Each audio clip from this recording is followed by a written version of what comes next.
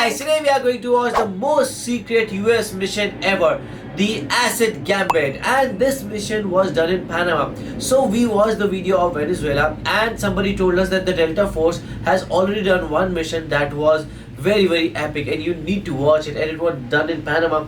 So let's watch this.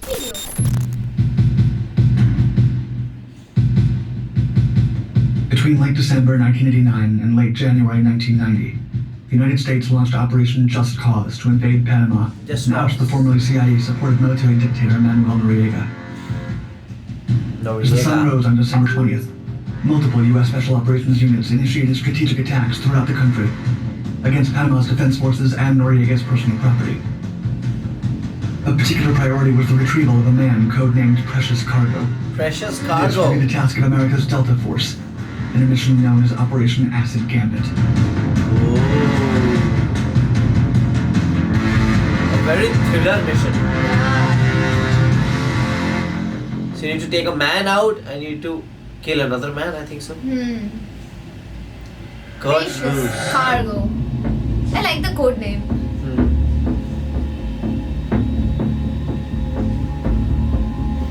Kurt Muse was an American veteran who'd been involved in earlier plots to overthrow the oppressive military government led by Noriega. Muse had grown up in Panama and then lived in the United States with his wife, a Department of Defense education activity teacher. After his military service was over, he returned to Panama, where he aided American anti-Noriega efforts by setting up an underground radio station to fight against the regime.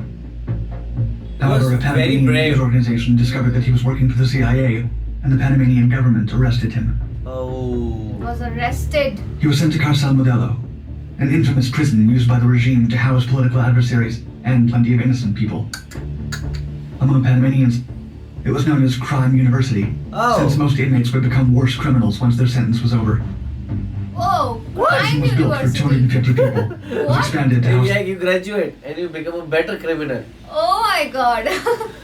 450 prisoners, and ended up having over 1,000 throughout the years. Hughes spent 9 months in solitary confinement, waiting for his country to rescue him. 9 Solitary, months. no light, nothing. President George H.W. Bush decided in favor of a rescue mission after an American military doctor who had been allowed inside the prison smuggled out a letter from Muse. 23 Delta Force operators were assigned to carry out the raid, with support from Night Stalkers. Still, although the mission was planned separately, it was postponed until the United States was ready to carry out Operation Just Cause.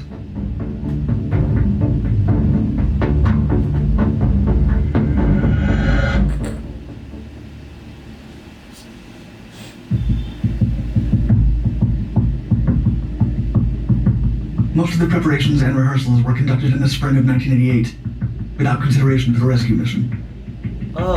These began as the relationship between Panama and the U.S. deteriorated, making it increasingly evident that an armed conflict would ensue. While previous considerations of liberating I don't know, like, from when people started to understand, but I know, like, just by watching videos that it is very stupid to challenge America. Yeah. Like, I just know it. And even they are ruling their country and they are being the dictator and they are so smart for I think themselves. US always Even then has they don't been care. always been the superpower, like Yeah. always. Yeah, after like the British left them and they made themselves up, but they have been the superpower from so long in the World War One, World War Two, and even after that, the countries what they do is like they challenge USA. Like it's like Very the stupid. cool thing to do, but very stupid thing to do. Seeing the need for using a surgical special operations unit for a limited mission, the increase in tensions broadened the scope of the plans. Conventional troops were trained, and elements were included from the 5th and 7th Infantry Divisions and 82nd Airborne Division, in addition to units already stationed in Panama. The operation had evolved from an initial plan meant to protect the Panama Canal and its neutrality. A total of 7 rehearsals and ops happened under the Operation Prayer Book series, including Operation Purple Storm, which planned for a possible major battle, and Operation Bushmaster, which supplemented the military police patrols of the Panama Canal with infantry units starting in December of 1987. Ooh, what a plan! The collective of plans and future attacks was grouped under Operation Blue Spoon. This mission, however, was renamed Operation Just Cause in a public relations move by the Pentagon. Later on, General Colin Powell would claim that the name served its purpose because, quote, Even our severest critics would have to utter just cause while denouncing us. Just call. The change gave the invasion an air of legitimacy with the public and the media, despite fears that international law might find it questionable. Delta Force later rehearsed for the rescue mission on a mock-up of the prison built at Eglin Air Force Base in Florida.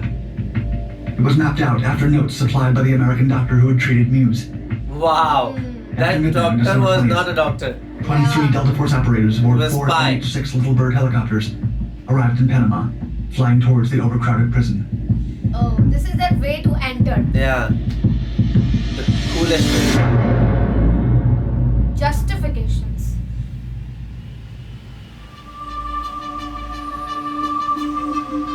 President George H.W. Bush released the 4 reasons for the invasion of Panama on the morning of December 20th, 1989, as the operation was well underway. His main goals were as follows. First, to ensure the safety of Americans in Panama, since Noriega had declared a state of war between the two nations. Okay. Oh. At the time, around 35,000 American civilians resided in the antagonistic country. Oh, why? As a second goal, Bush claimed to be protecting democracy and the human rights of Panamanians. The protector of In third place, democracy. For the accusation of drug America. trafficking and money laundering, standing against Noriega and his administration. Finally, Bush wanted to maintain the Torrijos-Carter treaties that sustained the neutral and continuous use of the Panama Canal for all nations. Yeah. According to Congress and some legal experts, the treaty allowed the U.S. military to intervene because Noriega threatened the neutrality of one of the most important trade routes in the world. So do you know about Panama Canal? No, I don't know. So like America and South America are connected with one little thing.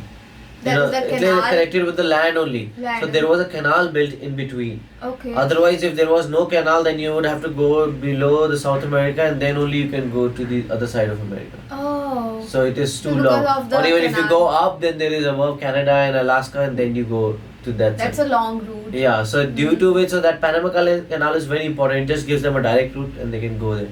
So now what Panama was trying to do is they was trying to, block that canal. Or like Oh. give why so? restrictions like only I will allow, you can come, you cannot come. No. And that's America not was fair. like treat everyone equal. equally. Yeah. The invasion of the Latin American nation began at 1 a.m. local time on December 20th. The broader Operation Justice required the entry of considerable manpower into Panama.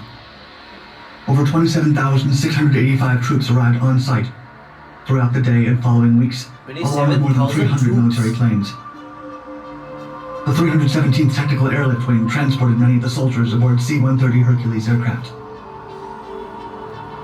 Among the military vehicles deployed to Central America were the Humvee utility vehicles and the F-117A Nighthawk planes. Whoa. So cool. It was their first combat deployment, as well as that of the AH-64 Apache attack helicopter. Oh wow. To enter the country with some level of surprise regarding the sheer amount of approaching forces, the U.S. had 2 EF-111A Raven electronic warfare planes jam radar signals. These forces were deployed to fight against the smaller and lesser prepared 16,000 members of the Panama Defense Forces. 24 versus 16,000. Operation Acid Gambit. Now it's the time.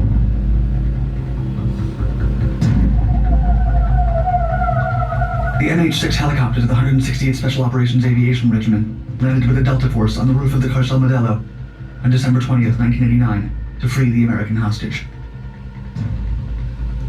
Snipers from the Delta Force cleared the area of sentries and the Comandancia located across the street from the prison. To keep attention away from the rescue effort, 2 C-130 Spectre planes began shooting at the Comandancia. Oh! The heavily armed aircraft succeeded in redirecting attention. The same thing that they did in Venezuela. Yeah. They first shoot at one place and at the They other place they just distract, yeah. they take out the president, they take out this. The same same tactic. pattern, Yeah. The Delta Force troops attempted to enter the prison with a pre-built door charge, but the humidity took down some of the tape on the breech explosive. No. With no other option, they decided to blow up the whole door. Oh. Muse would later recall that moment in an interview. Quote, "I hear explosions, I hear people running around, and then shots, and then the hall starts filling with a thick, acrid white smoke." Ooh.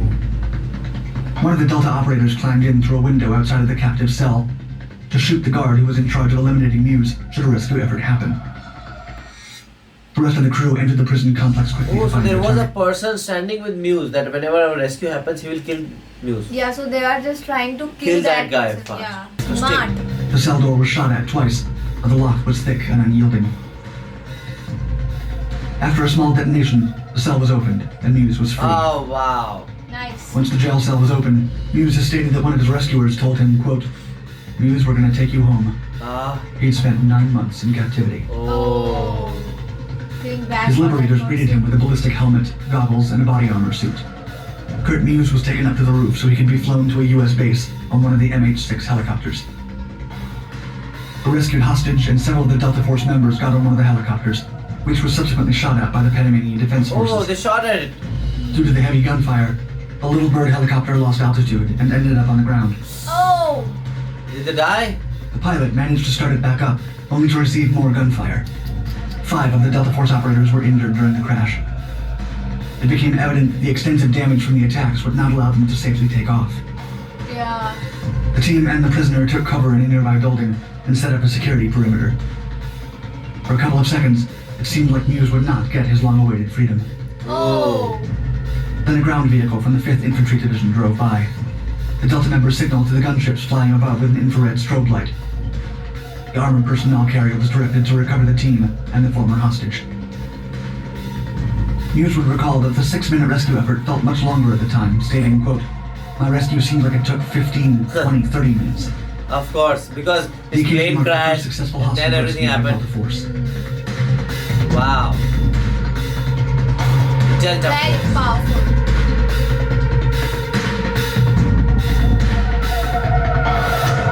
Nifty package. Small batch. I think so. While Kurt Muse was being retrieved, other troops were focused on taking over Panama and ensuring that Noriega could be captured. The Navy SEALs had to ensure that Noriega couldn't depart from the country through Ope. SEAL Team 4 was tasked with destroying his plane at the airfield. Oh. Led by Commander Lieutenant Patrick Toohey, they landed to the south of the airport at half an hour past midnight. Just 15 minutes later, they were in position. Complicating matters, several armored cars approached the airfield. Commander Toohey sent a squad to position themselves to block the vehicle. What? Like a The Panamanian war. Defense Forces War is opened never a fire, good sight to injuring see. 6 SEALs. Yeah. The American troops opened fire as well. In the midst of the battle, the SEALs brought out an AT-4 anti-tank rocket and fired. Noriega's plane went up in flames. Gone. Afterwards, doesn't look like they a rolled plane the anymore. and left it in the middle of the runway to prevent any incoming or outgoing planes from using it. Oh. So The damaged. wounded SEALs were evacuated to Howard Air Force Base, while others secured the airfield.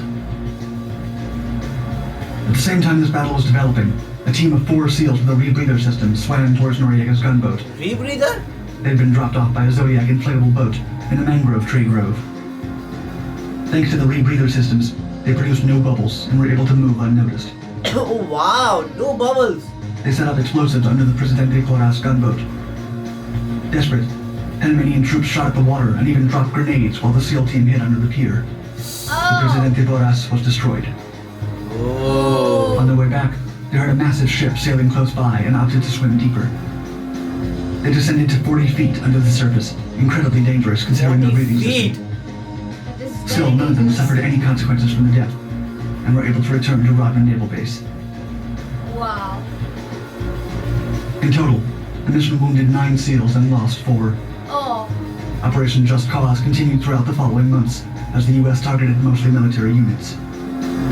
So it continued for 4 months. So even Venezuela wanted to continue for more time. Yeah. How did it play out?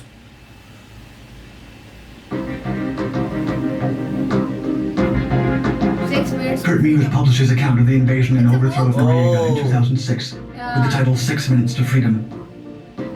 He recounted how his family fled the country after his arrest, and includes eyewitness accounts of his mistreatment at the Casa Modelo. President Noriega escaped the initial American attack, finding refuge at the Vatican diplomatic mission in Panama City. A nationwide manhunt with a $1 million reward for his capture began immediately after. Oh. The American military placed diplomatic pressure on the Vatican, and even deployed psychological pressure against the dictator himself. The U.S. spent weeks playing loud rock and roll music for days and nights on end in the densely populated city, a genre of music the dictator despised. Additionally, the Joint Chiefs of Staff claimed that the music was meant to block parabolic microphones from spying on the ongoing surrender negotiations. The The military dictator finally turned himself into the US military on January 3rd, 1990, and was sent to America on an MC-130E Combat Talon 1 plane to answer for Wow, his crimes. finally he's in America. Operation Acid Gambit shows that America is truly well prepared for every adversary. They want to know that where their people are, and they will do anything to save and protect their people. In India we have seen the lives of people are not that valuable because a lot of people die and they're just numbers and this and that. But in America, even one person dies and America makes sure that the country cries. This was so cool, and I just love the way they enters, and they have kind of similar patterns. And this just shows like, yeah, if I feel like if I'm stuck in another country and some war is something happening, so I just feel if India is doing something or not. But if you are an American, it's just you have to just be chill because you know they are coming to rescue you. So what do you guys think about it? Do let us know in the comment section below. So do like, share and Subscribe. Bye.